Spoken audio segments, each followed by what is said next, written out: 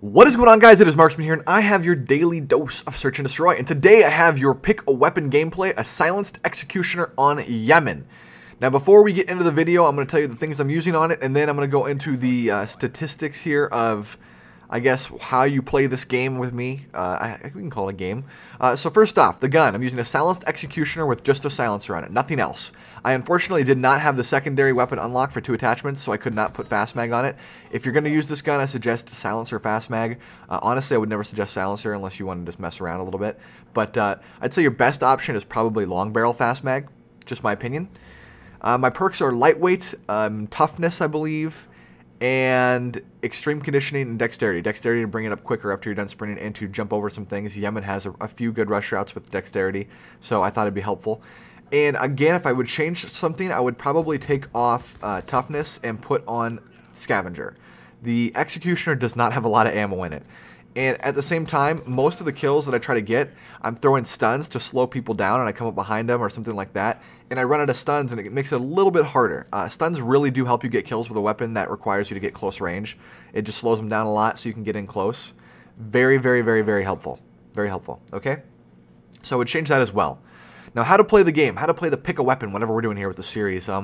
You guys suggest a weapon / attachment that you would like me to use in the comment section. You post a comment with it, and in the first 24 hours, I'll go back and check the video. I check it all the time anyway, but I'll check the video, and within the first 24 hours, whatever is voted up the most will be the weapon I use for the next video. I think we've done so far silenced M1216, silenced executioner, iron sight, silenced ballista. That was the worst, hands down the worst.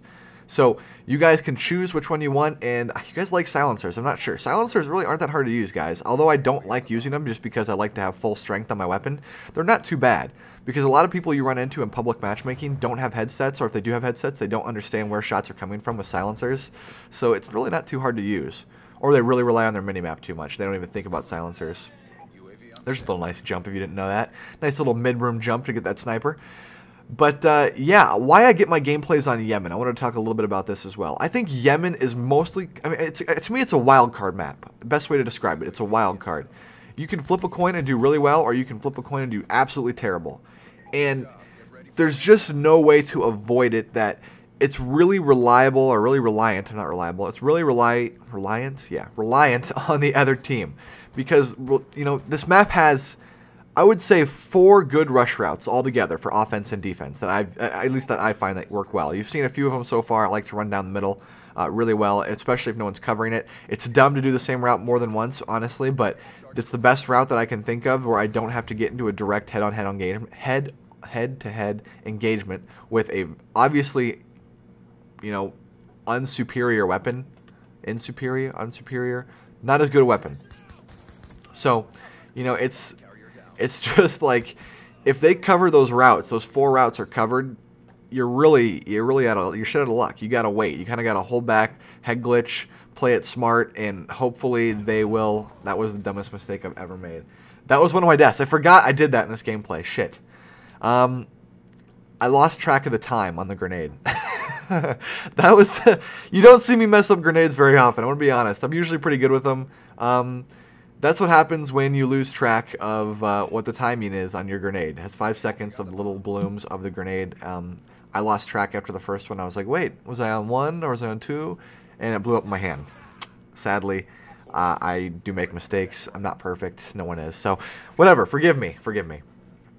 So I was talking about this map being a wild card, and if the rush routes are covered, then it really shuts down everything you can do. And you could say this about any map. To be honest, you could say this about any map. But the only issue with Yemen is a lot of people don't know the rush routes because they don't rush. If you don't rush on Yemen, you will never know what you're supposed to check. Okay? And that's how it works on all the maps too. But Yemen specifically is a very campy map most of the time. Where, you know, other maps, people tend to rush at least 1 or 2 guys on the team. On this map, on Yemen, a lot of teams will full-on camp. But they don't know what rush routes to watch because they've never rushed before on the map. And, you know, I would highly suggest that you rush first off on this map. But at the second time, be very careful with the routes that you're taking and make sure that you know what you're doing and where you're supposed to look. For a great example, when you saw me run down middle, I wasn't looking to my left very often because most people that run on that route over by B-bomb for defense, they don't look to their left because there's no point. They usually go inside the building or run straight forward or go in the mid building. Once in a while, you'll have some smart people look left and watch that route. It does get you killed. But a lot of times, people are going to be on your right when you first run down that middle. And you have to look into purple or look into the top of the rocks or the top of the building I'm sitting at right now. And that's the most common places you'll have to look. The Executioner doesn't have the range to kill any of those people, sadly. But regardless, those are the places you want to know where people are at. If anything, you can stun them and try to get around them. Or at least, you know, be wary there is a person there and back up, you know, and hopefully save your life. Now, this next weapon you guys are going to choose for me. Give me a little bit of time to get a gameplay with it. This one was probably a month or so in the making. I don't know what, maybe not so because it was too hard, but honestly I just got offline for a long time. And I really have just been really inconsistent with playing the game lately. I haven't found it to be very much fun, especially with Nuketown coming out. I thought Nuketown was going to be kind of more fun in Search and Destroy. It happens to be absolutely fucking terrible. And it's Shock Charge Betty, C4, and Camping Snipers all day, so it's really not fun to me.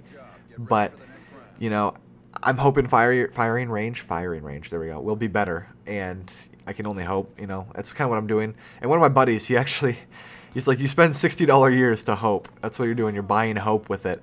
And we're just hoping the next one is better every time. It's never been better. And I think these gaming companies did probably go back to their roots and just like, listen, this is what was working, let's go back to this and do this. Well, like, let's stop adding in all this stupid shit.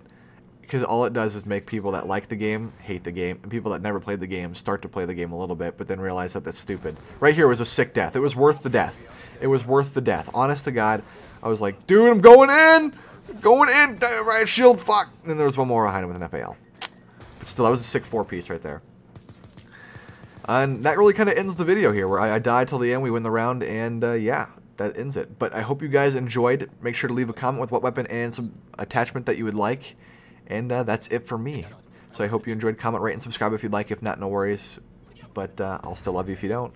Check out my channel if you'd like. If not, no worries. I'll still love you if you don't. Oh, shit, I added that in. And make sure to keep on gaming.